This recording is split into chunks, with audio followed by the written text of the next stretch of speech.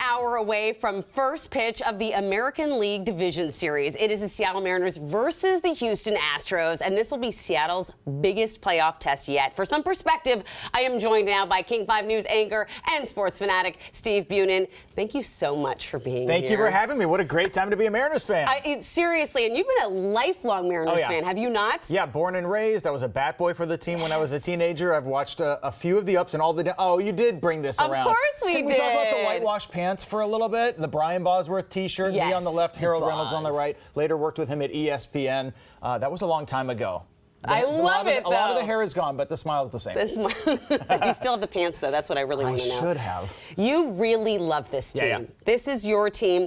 How are you feeling going in against the Astros? Well, I mean, if I'm being really honest, not confident, because the Astros are arguably the best team in baseball. But I do feel like the Mariners have a good shot. They've done this the right way. They sort of took a step back for a couple of years. They've added the right pieces, and they started to pay for the right pieces once they had the young guys in place. And they do have the pitching to make this happen. They just don't have a great offense. Yeah. That's the real key, is can the bats come alive against the great pitching staff with the Astros? You know, one of the things I thought was so great when we decided to have you on the show today is that not only are you born and bred in Seattle and you're a Mariners fan, but you also spent some time in Houston, too. I did, yeah. But before we came back to Seattle, we spent 4 years in Houston, and I was at the sports network there that was the partnership with the Houston Astros. So I saw every one of their games when they were doing their step back. Yeah. So they lost hundreds of games, and we saw all of those. But it paid off for them, and now they've won a World Series. They're in the playoffs every year, and this is, they're sort of at their crest, and the Mariners are on the upswing, and it's time, hopefully, for Mariners fans to kind of pull that David Goliath, upset. It is certainly going to be that. We've got some stats here for you. So I don't think it's any secret the Astros are going to be tough. We've kind of talked about this already.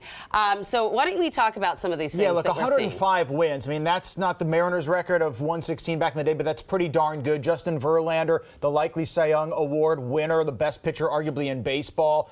He's going to be pitching Game 1. That's a tough matchup for the Seattle Mariners batters. Absolutely. And also, Houston's, they're the third best offense in the league, too. Yeah, they can bring it. So, like, the Mariners have great pitching and not great hitting. The Astros are that rare breed where they can both pitch it at an elite level and hit at an elite level. They can go yard. They have 5 guys who can go, with one stroke of the bat, change the flavor of the game. So that's a real challenge for Logan Gilbert and the Mariners pitchers. Houston has won 12 games. We've won 7.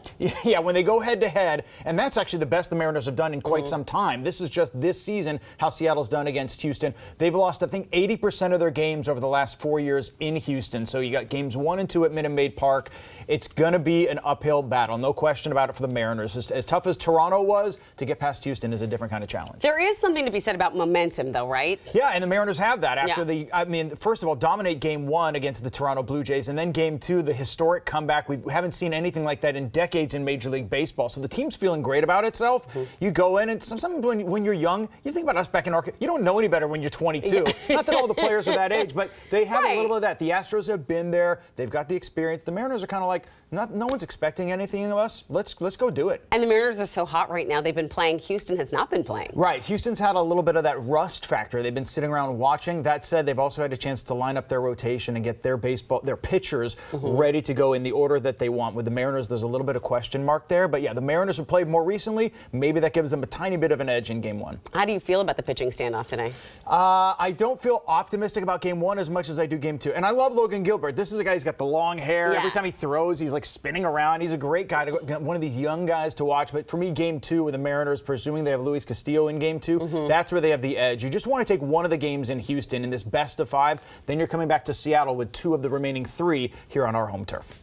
All right, what is going to be the key to today's game and the series ahead? I think the Mariners have to have somebody do what Adam Frazier did in Toronto, which is come from the bottom of the lineup and really deliver. We've seen Cal Raleigh, big dumper, they call him, all the kids. I love that video that we saw trending from Snoqualmie, I think. So the big guys are going to have to do their work, but I think you have to have one of those X factors, an Adam Frazier, a J.P. Crawford, to do something that's unexpected for the Mariners to come out with a win in Houston. What do you think about this incredible enthusiasm that our fans have right now? It's been so long. We've been waiting so long, and so many kids that have never seen a winning team, which reminds me when in the 80s and 90s, the Mariners never won. They were born in 1977. They didn't go to the playoffs for 21 years or so, give or take. So it's been that same kind of drought, and I think that's kind of causing this just swell of emotion that we usually see for the 12s, for the Seahawks, maybe for the Sounders, but with the Mariners, it's been such a long wait that people are we're just itching for some kind of advance here in the playoffs.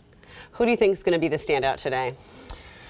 I love Gilbert. He's, like I said, the hair. Anyone with great hair. I like short athletes, and I like athletes with great hair, maybe because I don't have that much anymore. But that's what I love. So I would love to see Logan Gilbert put up a bunch of zeros and have the world kind of wake up to him. And of course, Julio Rodriguez. He is the team's best player. He had a little bit of a quiet series against Toronto in those 2 games. I'd love for him to have a breakout game with a home run. That'd be fun to watch.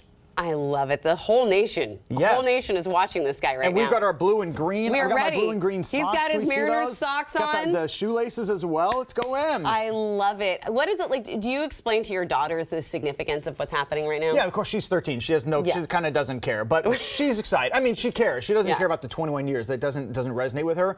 But I try to tell her, like, since before you were born, almost twice that long, that's how long Daddy's been waiting for another playoff berth. So let's hope that it keeps going for the Mariners. And Houston, it's a tough draw. Look, Houston's the best team in the playoffs in the American League. You got to play the games, and in a short 5-game series, you only need to win 3. Oh my goodness, Steve! I'm so glad we had you on today. Thanks for having me on. I've needed your help. I'm right next door in the news studio. I need your help. When we put that thing together, I'm like, can we phone a friend? All right. Thank you so much, My pleasure. Steve. All right, we're gonna have you back soon. Meantime.